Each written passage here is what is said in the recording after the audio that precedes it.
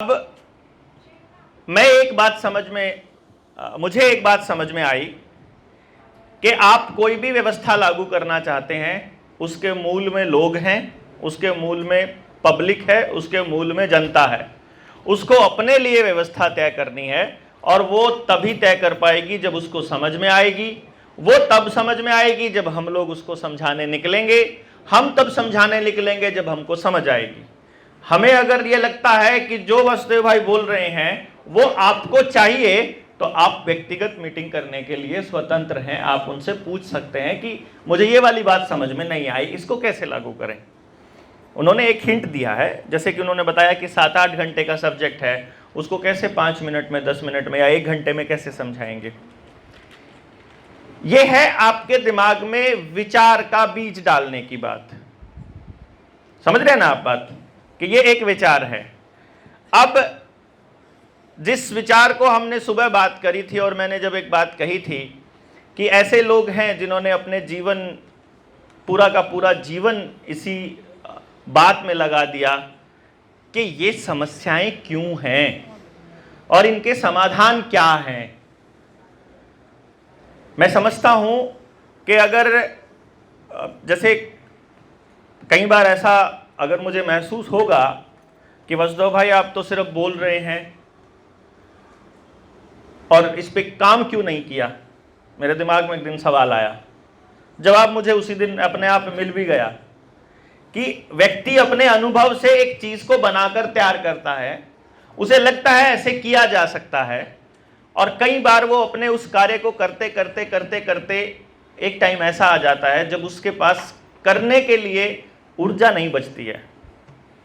जैसे पिछले 15 सालों से समाज में एजुकेशन के लिए अलग जगाते हुए मैं घूम रहा हूँ।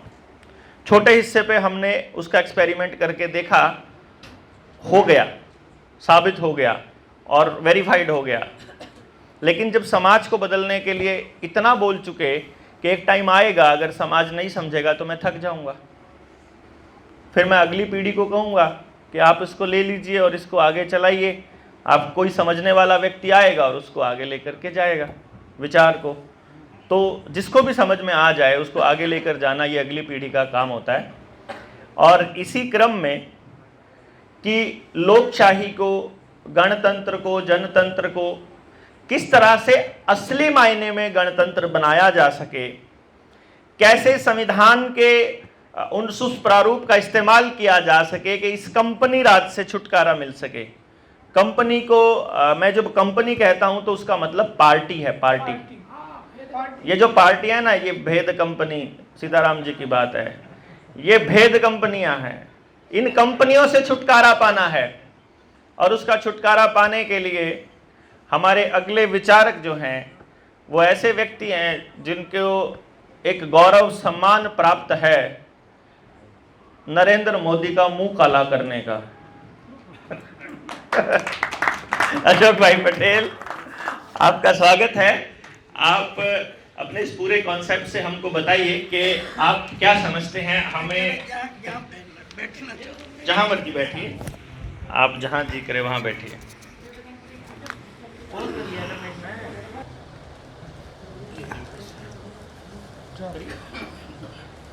जी साथियों, अब बात तो मैं पार्टीलेस की ही करूंगा।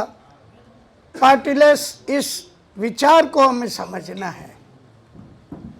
जब पार्टीलेस हम कहते हैं तो आज के समय में ये पॉलिटिकल पार्टियां जो हम देखते हैं, या आज का एक युवा जो यहाँ 18 साल का होने के बाद मतदाता बन जाता है और उसके नज़र के सामने उसने तो बस पैदा होते ही जो देखा है वो पार्टियां ही होती है जो उसने देखा।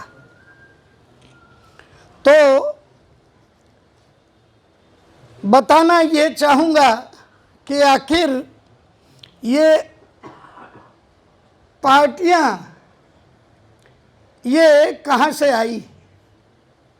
हमें पहले तो ये समझ लेना होगा, जैसा कि कल के सेशन में भी हमारी बात हुई, कि समस्या को ही जब तक हम नहीं समझते तब तक समाधान की बात को तो वहाँ पहुँचना ही बेकार होगा। तो अगर पार्टीलेस की बात करते हैं तो ये पार्टियां कहाँ से आई इसको समझना होगा। और अगर पार्टियों की बात आती है आज के समय में, और हमारे देश में हमने जो देखा वो संसदीय स्वराज, ये पार्लियामेंट्रियन टाइप ऑफ डेमोक्रेसी, ये लोकतंत्र, संसदीय स्वराज। तो ये संसदीय स्वराज किस सिचुएशन में हमें मिला ये हम सारे जानते ही हैं। 1947, 1950 सब कुछ हम जानते हैं। अंग्रेज यहाँ आए थे, ये सब कुछ हम जानते हैं। लेकिन ये अंग्रेज जो यहाँ आए, शायद संसदीय स्वराज की बाबतों में, ये मॉडर्न डेमोक्रेसी की बाबतों में, ये दुनिया में शायद सबसे पहले कहे जा सकते हैं। तो इंग्लैंड में जो सबसे पहले सन 1215 में मैग्ना कार्टा करके एक बात वहाँ आई, मैग्ना कार्टा। ये मैग्ना कार्टा जो है, इसका पूरा नाम मिडिवल लैटिन भाषा में ये मैग्ना कार्टा लिबर्टेटम, मैग्ना यानी हम समझते कुछ बड़ा होगा, है मैग्ना कुछ बड़ा होगा, और लिबर्टेटम लिबर्टी की कुछ बात होगी। हाँ, तो ये बात है great charter for freedom, great charter for freedom. ये सबसे पहले इंग्लैंड के राज परिवार ने, जब वहाँ जनता के बीच असंतोष उत्पन्न हुआ होगा पहली बार, तब उन्होंने ये कुछ मैग्ना कार्टा कुछ बातें ऐसे दे दी जिससे कि उस लोक रोष को, उस जन रोष का शमन हो सके। और जैसा कि आज भी हम जानते हैं कि इंग्लैंड में आज भी जो व्यवस्था है वो ड्यूअल व्यवस्था है। एक तो राज परिवार भी है और पार्लियामेंट भी है, तो वहाँ तो विजिबल है दोनों व्यवस्था। अपने राजा की या रानी का बर्थडे तक वे लोग सेलिब्रेट करते हैं, ये सारा कुछ वहाँ होता है। तो देखिए, हमें जो दिया गया वो भी उसी ब्रिटिश पार्लियामेंट के द्वारा ही समय जैसे जैसे आगे बढ़ा, तो अंत में हमें ये जो दिया गया, यहाँ पर भी एक तरह से मोर और लेस वही चीज़ दिया गया। वहाँ राज परिवार दिखता है और यहाँ वो दिखता नहीं, यहाँ वो इनविजिबल है। कई बार हमारे बीच ये बातें चलती भी हैं कि भाई रानी यहाँ आती है तो उसे वीज़ा नहीं लगता है। राजीव दीक्षित जी ने भी बहुत सारी बातें कही थी। तो ये कुछ समझने जैसी बातें हैं। राजीव दीक्षित जी को सुनने वाले प्राय इसमें सभी लोग हैं। तो मैं भले मुझे वैसे समय की छूट दी गई है, लेकिन जैसा बल्लाराज जी ने कहा कि भाई लोग सो जाए तो आपके भाग्य तो मुझे ये ख्याल तो रखना होगा कि लोग सोए नहीं।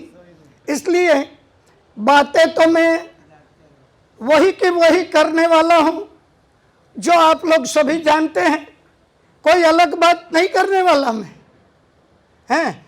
लेकिन हाँ, इतना जरूर होगा कि भाई जो बिंदु थोड़े इधर उधर हैं, जो डॉट्स यहाँ वहाँ हैं, उसको मैं बस एक एक क्रम में उसको मैं कनेक्ट करने की कोशिश कर रहा हूँ। अब सभी जानते हैं इसमें कुछ भी नया नहीं होगा, इसलिए मैं जल्दी जल्दी बताने का प्रयत्न करूँगा, हैं, और उस हर एक चीज़ के विस्तार में नहीं जाऊँगा मैं। अगर कहीं कोई आपको कहीं ऐसी बात है तो आप इसके बीच में भी अगर इसको सपोर्ट मिलता है इस बात को थोड़ा विस्तार करने के लिए, तो आप में से कोई भी कह सकता है। तो हम मैग्ना कार्टा की बात तो मैंने कही, तो बात ये समझ में आती है कि ये डेमोक्रेसी ज़्यादा से ज़्यादा 800 साल की पुरानी है। वो 1215 की बात थी, और उसके बाद ही वहाँ के राजा ने ये कह करके कि भाई तुम्हारी व्यवस्था है, तुम ही चलाओ, चुनाव कर लो, अपने प्रतिनिधियों को भेज दो, और पार्लियामेंट के 2 हाउसेस, एक हाउस ऑफ कॉमन्स और एक हाउस ऑफ लॉर्ड्स, जैसे हमारे यहाँ एक लोकसभा दूसरी राज्यसभा, ये व्यवस्था उन्होंने वहाँ रजू कर दी और वो चलती रही। अब जो है, अपने इतिहास के बारे में तो हम सब कुछ जानते हैं, अकबर के बारे में भी, राणा प्रताप के बारे में भी, शिवाजी के बारे में भी, आगे चल करके पीछे जा करके चंद्रगुप्त और चाणक्य के बारे में भी, और हम अपने शास्त्रों को भी जानते हैं, वेदों को भी, उपनिषद को भी, सब कुछ हम जानते हैं। हमारे धर्मशास्त्र क्या कहते हैं, कौन कौन से धर्म हमारे यहाँ प्रचलित रहे, और समय समय पर कैसे बुद्ध आए, कैसे गौतम आए, कैसे महावीर आए, किसने क्या कहा, ये सब कुछ हमारे बिल्कुल एकदम हमारी मेमोरी में है। तो हम इन सब बातों का कोई मतलब नहीं इस वक्त। हम अब ग्लोब की उन बातों को हम देखेंगे, उसे थोड़ा हम रिकॉल करेंगे। तो अब 1492 की बात करता हूँ, 1215 से थोड़ा आगे बढ़ जाते हैं। 1492 तो वो वेटिकन के पॉप अलेक्जेंडर छठे वाली बात हम सभी ने सुनी है।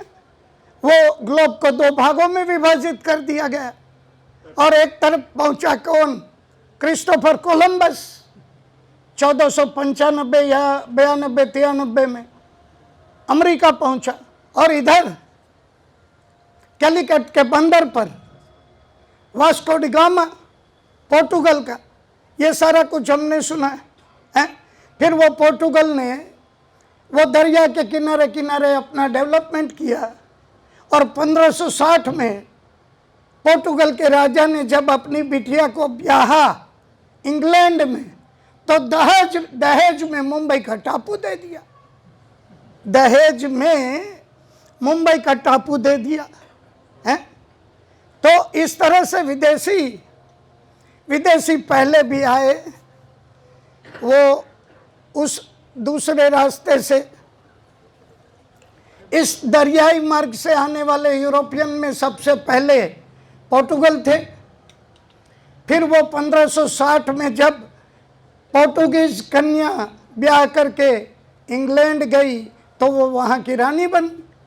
अब उस रानी ने आगे जा कर के सन 1600 में अपने पार्लियामेंट को कह करके ये कहा कि भाई मेरे पास तो उस इंडियन कॉन्टिनेंट में कुछ जगह पड़ी हुई है, मेरे पिता ने दी है मुझे दहेज में, तो भाई एक व्यापारी कंपनी बना दो। तो ईस्ट इंडिया कंपनी पार्लियामेंट ने बनाई, और रानी ने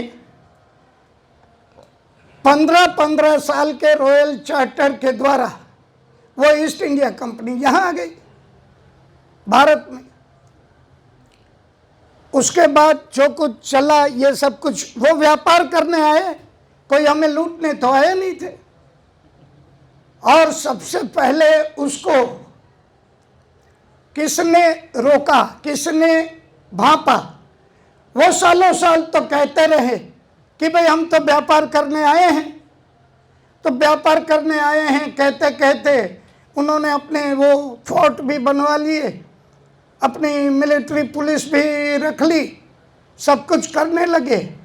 और तब जो है उनको सबसे पहले किसने भांपा और किसने रोका, ये भी राजीव दीक्षित जी ने बताया बहुत अच्छी तरह से। 1757 में बैटल ऑफ पलासी में बंगाल के नवाब सिराजुद्दौला ने रोका। ठीक है, अब उसका भी विस्तार नहीं करता मैं। वहां से आगे हम आ जाते हैं सीधे 1857 तक, पूरे 100 साल बाद। तो 1857 का जो रिवॉल्यूशन हुआ, जो क्रांति हुई, वो समय से पहले हो गई। और मंगल पांडे ने कलकत्ता के नज़दीक की मिलिट्री बैरक में वो गाय की चर्बी लगे कारतूस को मुंह से काटने के बारे में वहाँ अंग्रेज अफसर को उसने ढेर कर दिया। उसके बाद वो चल पड़ा पूरा का पूरा, समय से पहले शुरू हो गया। वो करीब 1100 सैनिक वो बैरकपुर से निकल करके एकदम मेरठ, दिल्ली और हरियाणा तक भी आ गए थे हैं। तो उन लोगों ने उस वक्त 1857 में वे अंग्रेज जो कि कंपनी वाले थे, और उस वक्त वो कंपनीज इंग्लैंड कहा जाता, सॉरी कंपनीज इंडिया कहा जाता था। उस कंपनीज इंडिया में जितने भी अंग्रेज थे, प्राय 8 महीने का वो समय रहा होगा जिसमें भारत जो है वो कंप्लीटली अंग्रेज विहीन, अंग्रेज मुक्त हो गया था। जैसे हम कहते हैं कि पक्ष मुक्त करेंगे, तो उस वक्त वो अंग्रेज मुक्त हो चुका था। ये भारतीय रीजन और ये प्रदेश था। देश तो हम बराबर से याद रखें कि देश तो आज हम देश देश करके सारी बातों को जो देखते हैं, उसमें सबसे पहले ये समझ लेना चाहिए कि आज हम जिस देश की बात करते हैं वो देश उस वक्त नहीं था, वो प्रदेश था। उस प्रदेश में पाकिस्तान भी और बांग्लादेश भी, आज का म्यांमार भी, अफगानिस्तान भी, ये सारे प्रदेश उसमें थे। ये सब मिला करके इंडियन रीजन या इंडियन सब कॉन्टिनेंट ये था। तो 1857 में तो कंपनी की जितनी यहाँ प्रॉपर्टी थी सब पर भारतीय लोगों का कब्जा हो चुका था, और प्रत्येक अंग्रेज को हमने मार डाला था कंप्लीटली यहाँ, और पूरे भारत में कोई अंग्रेज नहीं बचा था। और करीब 600 अंग्रेज जो हैं वो भेष बदल करके, गेरुए वस्त्र पहन करके वो भागने में कामयाब हो गए थे और ब्रिटेन पहुंच चुके थे। हाँ,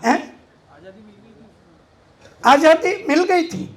अरे भाई देखिए, कंप्लीटली आप इस बात को समझिए कि कंप्लीटली गुलाम तो हम कभी रहे ही नहीं। आखिर तक हमारे जहन में ये बात है कि भाई हम अंग्रेजों के गुलाम रहे थे, तो इस बात को समझ लें कि ना तो उस वक्त का पूरा इंडियन रीजन वो अंग्रेजों ने कब्जे कर रखा था, और ना ही 1947 में भी पूरा भारतीय प्रदेश ये कभी भी अंग्रेजों के कब्जे में रहा ही नहीं है। तो आप कह रहे हैं कि आज़ादी, हाँ आज़ादी हमने ले ली उस समय, वो तो चले गए। फिर उन्होंने वहां जाकर के जब बताया रानी को कि भाई हम तो सब कुछ खो करके आ गए वापस, तो रानी ने शायद कहा होगा कि भाई 1600 से 1857 यानी 257 सालों की जो मेहनत थी वो जीरो करके आ गए। तो उन लोगों ने कहा हाँ बिल्कुल, 257 साल की जो कुछ कमाई थी वो छोड़ करके आ गए हम। तो अब ये कैसे बर्दाश्त होता? तो रानी ने पार्लियामेंट के द्वारा भी और पुराने जो रिटायर्ड अफसर वहाँ थे ब्रिटेन में, जो कि पिछले वर्षों में कंपनी में यहाँ पर बड़े बड़े पदों पर काम किया करते थे, उन सब से रेफरेंसेस ले करके पार्लियामेंट ने रानी के कहने पर उन लोगों की एक लिस्ट तैयार की कि जो अब इस स्थिति में भारत में रिकैप्चर करने के लिए उनकी मदद कर सकें।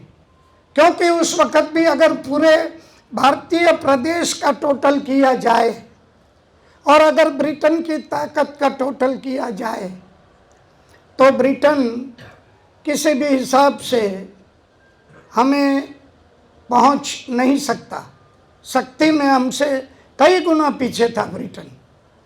लेकिन जब उसने लिस्ट बनाई तो उस लिस्ट में उस भारतीय प्रदेश में, आप जानते हैं कि हमारे यहाँ छोटी बड़ी रियासतें ही हुआ करती थी, रजवाड़े थे और अमीर उमराव सेठ महाजन लोग थे बड़े बड़े। तो उस लिस्ट में निकल करके कुछ नाम जो निकले उनसे कम्युनिकेशन करके उनसे इस बात को कंफर्म किया गया कि भाई रिकैप्चर करने में आप लोग हमारी क्या मदद कर सकते हो। तो जो जिसने उस समय के हिसाब से लिखवाया जितना धन कि हम इतना धन दे सकते हैं, हम इतना सैन्य बल दे सकते हैं, उसका सबका टोटल किया गया। कौन कौन थे उसमें, उन्हें अगर तब हमारी रियासतें मदद नहीं करती तो ये इतिहास ही कुछ अलग होता है। सिंधिया परिवार सबसे पहला, हाँ पटियाला भी, और बलारा जी जिंद भी था, जिनके आज भी एमएलए एमपी बनते रहते हैं। हाँ हाँ ये सारे थे, बहुत कुछ थे, छोड़िए अमीर उमराव भी थे। सबका टोटल जब उन्होंने मारा तब उसकी समझ में आया कि यस, उतनी आइडिया तो नहीं है मुझे होलकर क्या, मुझे स्पष्ट मालूम नहीं है कि होलकर थे कि नहीं। खैर वो बहुत बड़े मतलब की बात नहीं है इस वक्त कि उसमें कौन थे कौन नहीं थे, क्योंकि देखिए 1947 में भी हमारी रियासतों की संख्या 562 की थी, 562। कब? 15 अगस्त 1947 को। तो 1857 में हम छोड़े कौन कौन वे थे, लेकिन जब उन्होंने टोटल लगाया तो उनकी समझ में आ गया कि yes now we can attack, है तो हुआ अटैक। और फिर से सारा कुछ कैप्चर कर लिया गया। और ये समझिए कि हमने उनको जितना मारा था संख्या में, उन्होंने शायद 10 गुना लोगों को हमारे मार डाला है। हमारे स्त्रियों को बच्चों को भी उन्होंने छोड़ा नहीं। ये सब कुछ हुआ 1858 में उन्होंने रिकैप्चर किया।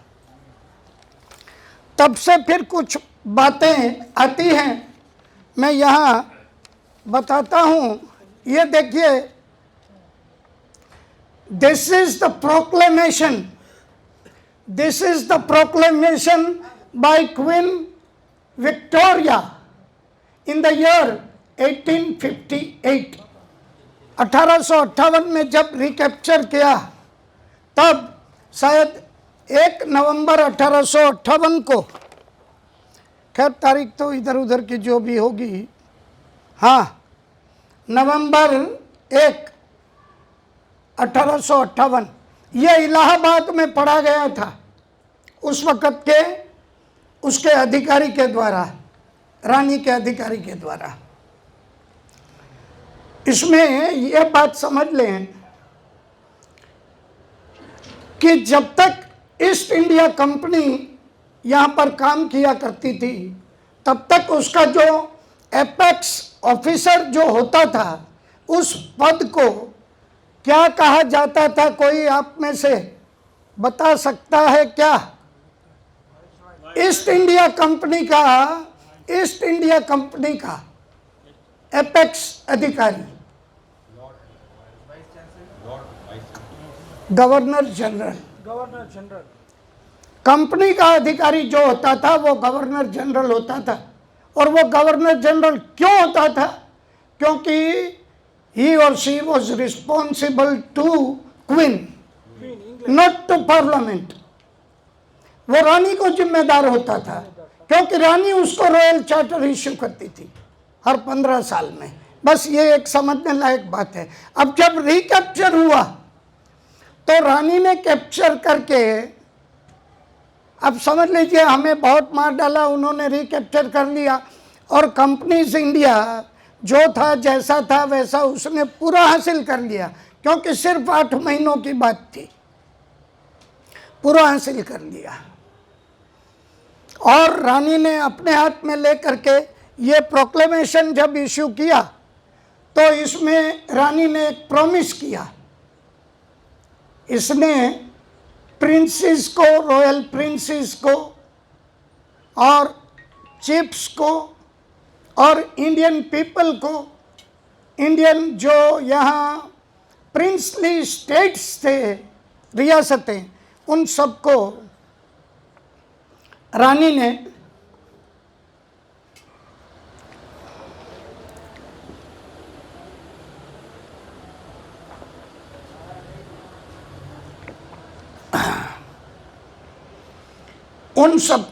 ने यहाँ एक कमिटमेंट दिया इस प्रोक्लेमेशन में, बिना मांगे ही सामने से। क्योंकि 1858 में उसने देख लिया कि भाई ये तो यहाँ, और रानी ने देखिए उस वक़्त कुछ ऐसी बातें भी कही, इसमें लिखी हुई है कि अब तो आप पटाखे फोड़िए, अब तो आप मिठाइयाँ बांटिए, क्योंकि वो कंपनी का जो अन्यायी राज था, वो जुल्मी राज था। वो जैसा कि भारत के लोगों को कह रहे थे कि बड़े मार रहे थे ना, तुम्हें बहुत मार रहे थे, वो अब नहीं, वो गए। अब जो है रानी आ गई है, तो मिठाइयाँ बांटो, तो बटी, मिठाइयाँ बटी। मतलब हम कितने इग्नोरेंट थे तब, आज भी बहुत ज्यादा फर्क नहीं है। आज भी हम खूब तालियां बजाते हैं। तो मिठाइयाँ बटी, पटाखे भी फूटे, और रानी ने यहाँ पर लिखित में ये कहा कि हम अब अपना राज्य विस्तार नहीं करेंगे। यहाँ इंडियन रीजन में हम अपना राज्य विस्तार नहीं करेंगे। और ये भी जानने लायक बात है कि रानी ने उसके बाद यहाँ राज्य विस्तार किया भी नहीं। कंपनी का जितना था उतना संभाल के रखा, लेकिन रानी ने अपने हाथ में लेने के बाद उसकी कभी भी पॉलिसी नहीं रही ब्रिटेन की कि यहाँ राज्य विस्तार करते, नहीं किया उसके बाद, 1858 के बाद।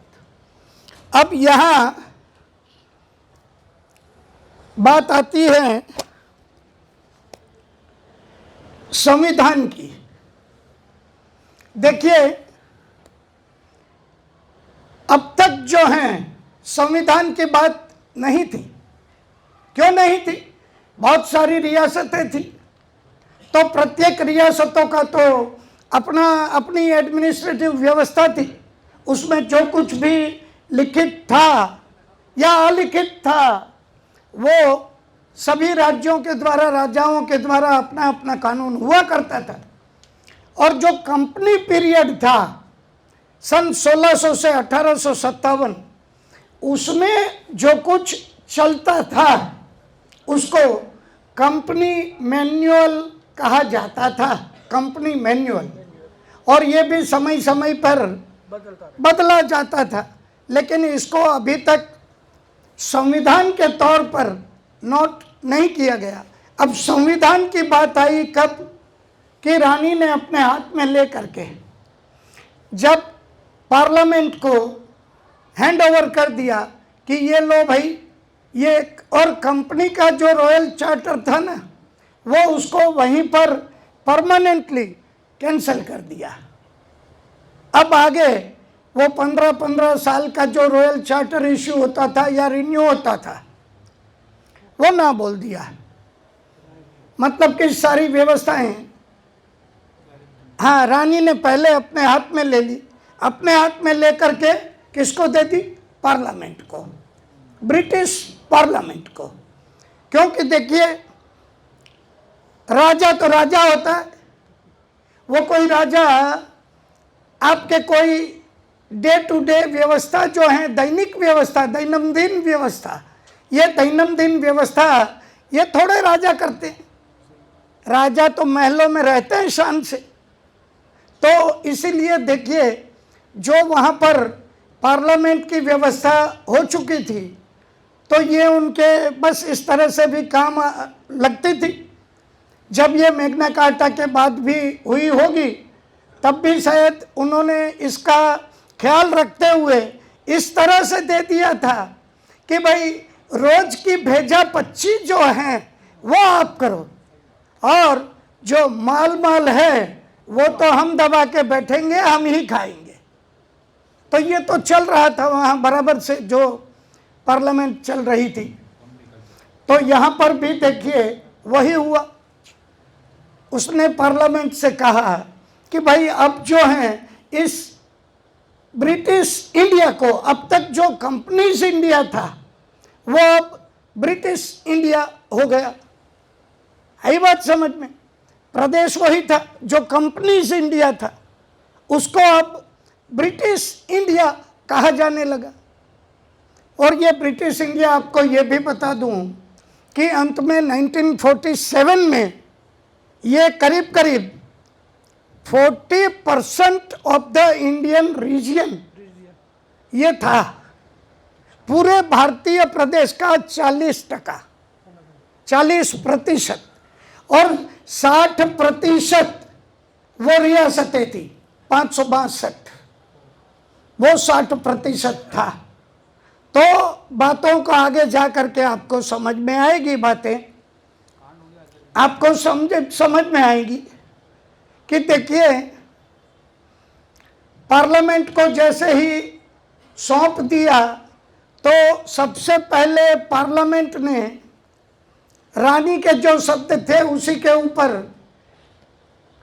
कंपनी का वो जो कंपनी मैन्युअल जो था, उसी कंपनी मैन्युअल को एज इट इज, क्योंकि तुरंत के तुरंत 1858 में जब व्यवस्थाएं संभाली ब्रिटिश पार्लियामेंट ने, तो देखिए यहाँ तो अब तक कंपनी के अफसर ही काम करते थे, लेकिन उन्हीं अफसरों को यहाँ पर बिठा करके रानी ने सब कुछ कैप्चर कर लिया। और 1858 में ही ब्रिटिश पार्लियामेंट में एक कानून पारित किया गया, 1858 का कानून। उस कानून का नाम था good government of India act, good government of India act 1858। और वो उस ब्रिटिश इंडिया का पहला लिखित संविधान, जो हम लिखित संविधान की बात करते हैं,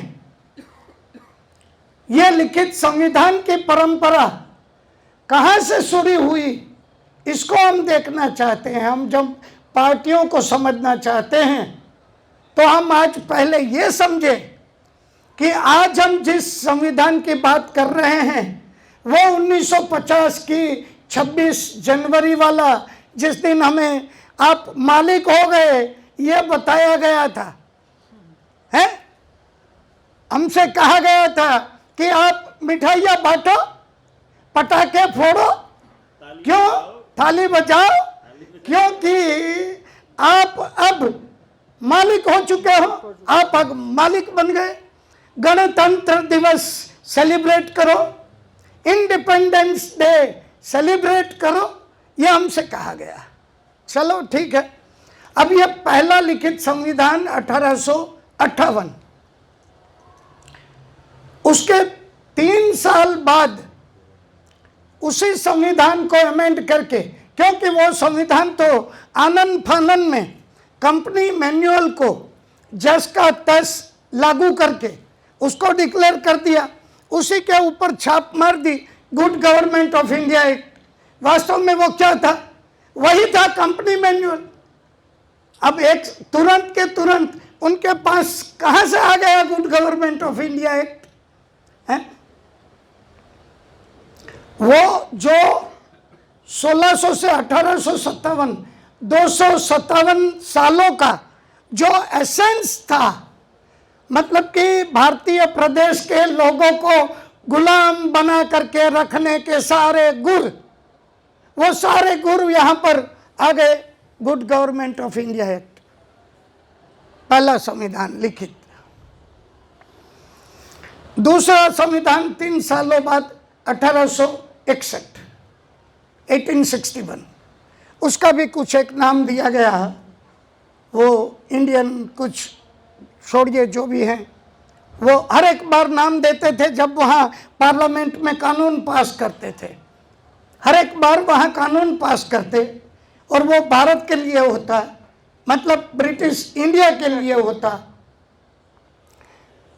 दूसरा जैसे मैंने बताया 1861,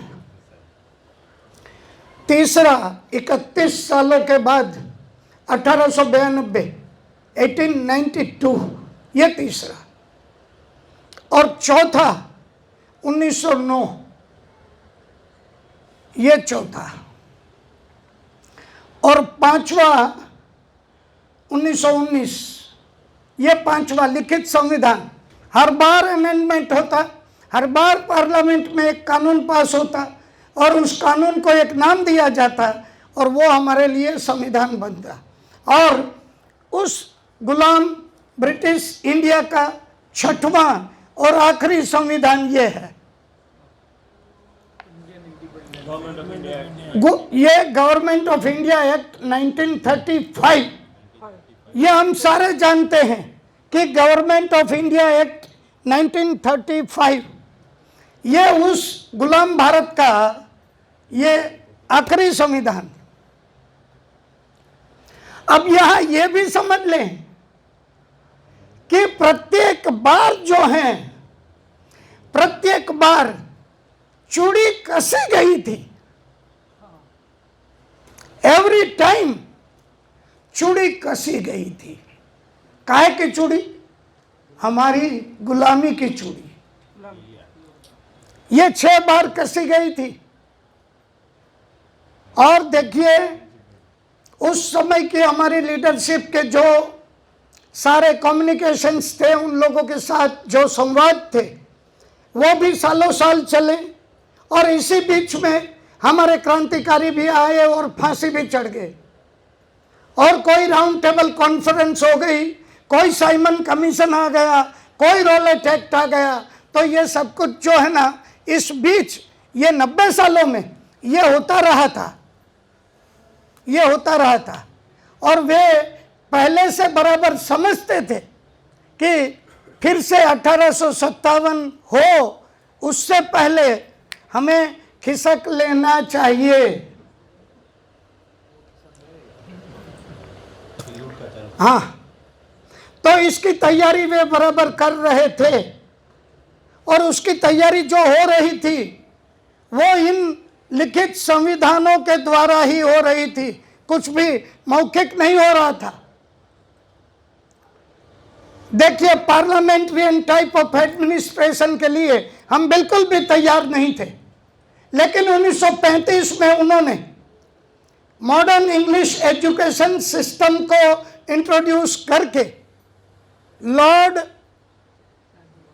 मैकॉले, थॉमस बेबिंगटन मैकॉले, इस मैकॉले के द्वारा मॉडर्न इंग्लिश एजुकेशन सिस्टम दाखिल करा दी।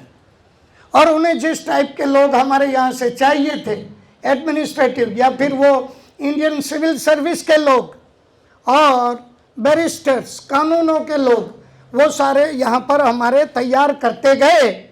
और योग्य समयांतर पर और इसकी शुरुआत उन्होंने जो एक के बाद एक संविधान इंट्रोड्यूस होते गए, उसमें 1909 का संविधान जब आया, शायद वो चौथा संविधान 1909 वाला, वो संविधान जब आया तभी से उन्होंने हमें ट्रेन करना उन्होंने शुरू कर दिया था, जो कि हमारी भी डिमांड थी कि भाई देश हमारा और तुम लोग यहाँ ये क्या कर रहे हो। तो उन लोगों ने यहाँ पर ब्रिटिश इंडिया के अंदर जो प्रोविंशियल गवर्नमेंट्स थी, प्रांत सभाएं थी, उसमें हमें रिप्रेजेंटेशन देना शुरू कर दिया था। और अब पार्टियों की बात आए बीच में कुछ बातें इधर उधर हो जाती है। देखिए, 1858 के बाद 90 साल तक रानी ने कोई ऐसे तो राज्य विस्तार नहीं किया, लेकिन यहाँ पर जो रियासतें थीं उनको फाइनेंस करके लोन वगैरह दे करके और उनको मिलिट्री एड वगैरह संरक्षण के लिए सैन्य वगैरह दे करके भीतर ही भीतर, और डेवलपमेंट, विकास के नाम पर रेल की पटरियां बिछा करके उन राजा के राज्यों में भी रेल की पटरियां बिछा देते थे। एक तरह से इनडायरेक्ट राजाओं को इनडायरेक्ट गुलाम बना के रखे थे। एक्चुअली राज्य का मालिक तो राजा कहलाता था, लेकिन फिर भी वो अंग्रेजों के मातहत ही था। और अंग्रेजों के जिस तरह से आज हाइपोथिकेटेड टू कैनेडा बैंक ऐसा एक बोर्ड मारा रहता है, आप लोन लीजिए तो वहाँ बोर्ड मारा रहता है हाइपोथिकेटेड टू कैनेडा बैंक। हाँ, और बैंक जिस तरह से कहे उस तरह से हमें अपने कागज भी मेंटेन भी करने पड़ते और उनको समय समय पर दिखाने भी पड़ते हैं। तो इस तरह से ये सब कुछ हो रहा था। और इस बीच थोड़ी ग्लोबल एक्टिविटी की भी बात बीच बीच में कर दूं, क्योंकि हम एक तरफ से सिर्फ भारत की ही बात किए जा रहे हैं।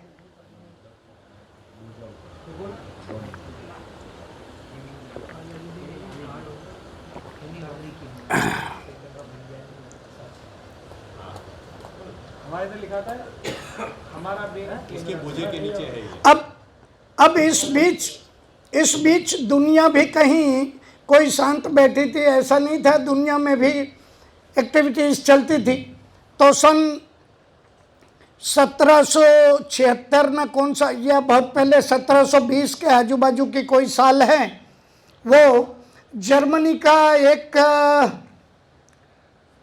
एमेंड, क्या नाम है उसका, जर्मनी का एडम समथिंग, वो इल्यूमिनाटी बनाने वाला पहला व्यक्ति, जिसके दिमाग में, हाँ, यस, कौन बोला जी, सही नाम है, जर्मनी के एडम बिशप ने ये इल्यूमिनाटी का विचार रखा। और पैरेलली हमने अभी सुबह जो वर्मा जी भी बात कर रहे हैं और रवि कोहाड़ भी जो बात कर रहे हैं, तो दुनिया में देखिए मॉनिटरी सिस्टम का जो गफला है वो भी पैरेलली चल रहा था पूरी दुनिया में। ये सब कुछ पैरेलली होता था। और एक तरह से ये भी कह सकते हैं कि जैसा वो ये रोथशिल्ड परिवार ने कहा कि भाई अगर हमें नोट छापने की परमिशन मिल जाती है तो फिर राज कौन चलाता है हमें कोई मतलब नहीं है।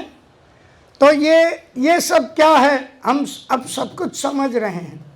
ये सब कुछ जो है ये partnership between wealth and power, ये ग्लोबल स्केल पर ही चलती थी, ऐसा भी नहीं है, आज भी ये चल रही है। और ये सिर्फ नेशनल लेवल पर ही नहीं, दुनिया में 193 देश है, हर जगह ये चलता है। इतना ही नहीं, हर जिले में ये चलता है। 740 जिले अगर हैं तो वो हरियाणा में भी ये चलता है, गुजरात में भी ये चलता है, partnership between wealth and power. तो हमारे सामने जो प्रश्न हैं वो तो यही है कि किस तरह इस पार्टनरशिप को तोड़ा जाए। ठीक है, अब हम पहुंचे थे, हाँ, पूरी दुनिया में ये तो सारी कार्यवाही चल रही थी, जिसको मोटे मोटे तौर पर हम समझ करके ये बिंदुओं को हम कनेक्ट करें, इस डॉट्स को कनेक्ट करें। और इस बीच 1914 में फर्स्ट वर्ल्ड वॉर हुआ। ये वर्ल्ड वॉर वगैरह के कारण भी जो था वो भी यही partnership between wealth and power. उसकी डिटेल्स में नहीं जाएं, लेकिन वहाँ जब कभी कोई पंगा लगता था, अड़ंगा लगता था, तो बस कुछ देश आगे आ जाते थे और 2 गुटों में बंट जाते थे, 3 गुटों में बंट जाते थे पूरा विश्व, और ये हो जाता था वर्ल्ड वॉर। उसमें कौन देश किस तरफ थे, कौन देश किस तरफ थे, ये बड़े मेमोरी में ये याद रखने वाली बातें नहीं, ये बड़ी ज़रूरत की बातें नहीं है। 1914 में फर्स्ट वर्ल्ड वॉर शुरू हुआ, 1919 में ये पूरा हुआ। ये पूरा हुआ तो जितना डिस्ट्रक्शन हुआ था उस हिसाब से उस टाइम एक ऐसा ही ऑर्गेनाइजेशन बनाया गया। 1919 में एक ऑर्गेनाइजेशन बनाया गया, उसका नाम था बलाराजी। क्या नाम था उसका? बलाराजी नहीं था। हैं? बलाराजी नहीं था। आपने उसका नाम बलाराजी नहीं था। उसका नाम था league of Nations, league of Nations. और ये कहा यह गया था कि ये तो वर्ल्ड पीस की बातें कर रहे हैं, वर्ल्ड पीस के लिए लीग ऑफ नेशंस, क्योंकि आगे फिर विश्व में ऐसे विनाशक युद्ध नहीं होने चाहिए। मतलब जो हमारे रोम में जो बातें बसी हुई थी, अहिंसा की, प्यार की, ये बातें वो कर रहे थे कि भाई अब विश्व में जो है ये ऐसा नहीं होना चाहिए। चलो भाई ठीक है, ठीक है। अब ये कब तक चला? 42 ना 1939। हाँ, ये 1919 में तो इसने सयानी बातें कर दी है कि वर्ल्ड पीस होना चाहिए। हमने भी कहा ठीक है, प्यार मोहब्बत से जीते हैं। और 1939 में हो गया सेकेंड वर्ल्ड वॉर। तब हम जानते हैं कि हमारे हिटलर जी ने हमारे सुभाष चंद्र बोस को मॉनिटरी सिस्टम के गुर सिखाए, और वही हम कह रहे हैं आजाद हिंद करेंसी है, जो हमारे वर्मा जी कह रहे हैं। ठीक है, एक तरफ तो यहाँ भारत में हमारी इंडियन लीडरशिप ये अहिंसा के जप करके, और क्या कहते हैं कि लेजिस्लेटिव रास्तों से काम लेंगे, हैं, वैधानिक रास्तों से।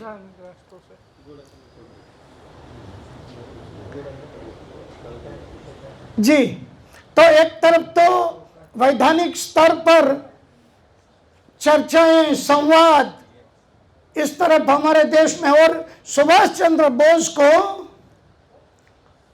हाँ जी, सुभाष चंद्र बोस के बिल्कुल प्रकृति के विरुद्ध था, स्वभाव के विरुद्ध था। बोले भाई काय की बातचीत, क्या बातचीत करने की। वो बोलता है कि नहीं है, आजादी मतलब आजादी। हाँ, वो बोलते हैं अरे घुस गए घर में, मारो पीटो निकालो, है ये काहे की बातचीत होगी उनसे। तो गांधी जी जैसे लोग कहते थे कि नहीं नहीं भाई ऐसा नहीं होता है, ये दुनिया के, हम भी we are responsible citizens of the globe, हम भी इस दुनिया के जिम्मेदार नागरिक हैं। खैर ये सब कुछ भी हमने जाना है, इसमें भी डिटेल में हम बहुत ज़्यादा न जाएं और सीधे सीधे यहाँ तक आ जाएं कि भाई जो भी गतिविधियाँ चली थी ब्रिटेन के और हमारे बीच में संवाद के लिए, या फिर भले सुभाष चंद्र बोस ने अपनी गतिविधियाँ की कि भाई बाहर जा करके, ऐसे बंगाल से निकल करके अफगानिस्तान जा करके, रसिया जर्मनी जा करके, इधर जापान का साथ ले करके ये IMA, क्या इंडियन, हमारी आज़ाद हिंद फौज का इंग्लिश नाम क्या था, है आज़ाद हिंद फौज का आर्मी, कौन सी आर्मी, ना उसका इंग्लिश नाम IMA, Indian national army, Indian national army, ये खड़ी कर चुके थे। वहाँ से आकाशवाणी पर से बुलेटिन पारित कर चुके थे। कलकत्ता में लोग सुभाष बाबू के लोगों की, मतलब INA के, आज़ाद हिंद फौज के सैनिकों की राह तक रहे थे। कलकत्ते में लोग बोल रहे थे इधर जब सुभाष बाबू की फौज आएगी तो हम भी उसके साथ हो लेंगे और अंग्रेजों को मार भगाएंगे। ये सारी स्थितियां बन चुकी थी। और उस स्थिति में एक तरफ तो शायद 1946 में नेवी में हड़ताल हो गई थी, यहाँ नेवी में स्ट्राइक हो गई थी, डाक विभाग भी हड़ताल पे चला गया था। और ये सारी सिचुएशन में ये तो बिल्कुल तय था कि अंग्रेजों ने जाना है। तो उसका उस टाइम का प्राइम मिनिस्टर जो क्लेमेंट एटली वहाँ पर था, उसने उस टाइम अंग्रेजों को 57 की याद आ गई होगी उस समय। उनको पता था अब तो ये मारेगा। अब जरा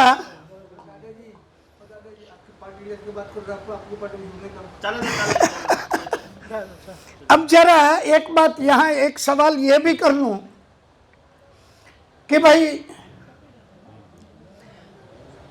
ब्रिटिश, बोलो ना, अगर आपने बोल लिया तो उनको तो सुनो। ब्रिटिश पार्लियामेंट के अंदर जो यहाँ एपेक्स अफसर था, उसके पद का नाम क्या था? ब्रिटिश इंडिया में गवर्नर जनरल था, कंपनी में वाइसरॉय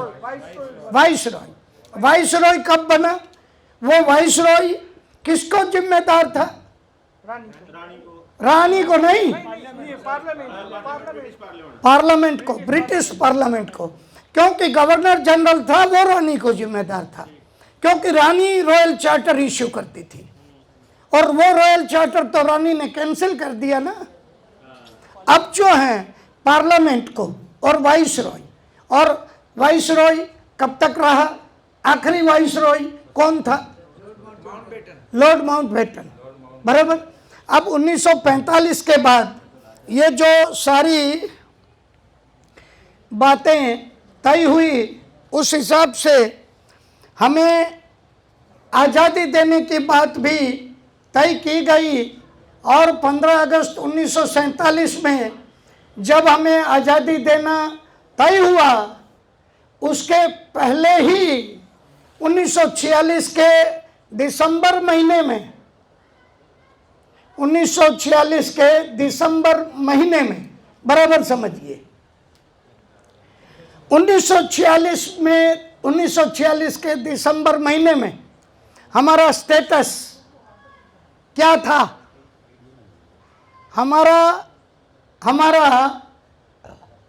हमारा स्टेटस क्या था? 1946 के दिसंबर में हमारा स्टेटस क्या था? पॉलिटिकल स्टेटस गुलाम थे, डोमिनियन स्टेटस नहीं। ब्रिटिश इंडिया और दो स्थिति थी यहाँ। एक तरफ 40% का ब्रिटिश इंडिया था, 60% के 562 रजवाड़े थे, और दोनों जगह की पब्लिक दोनों जगह से त्रस्त थे, दोनों तरफ से।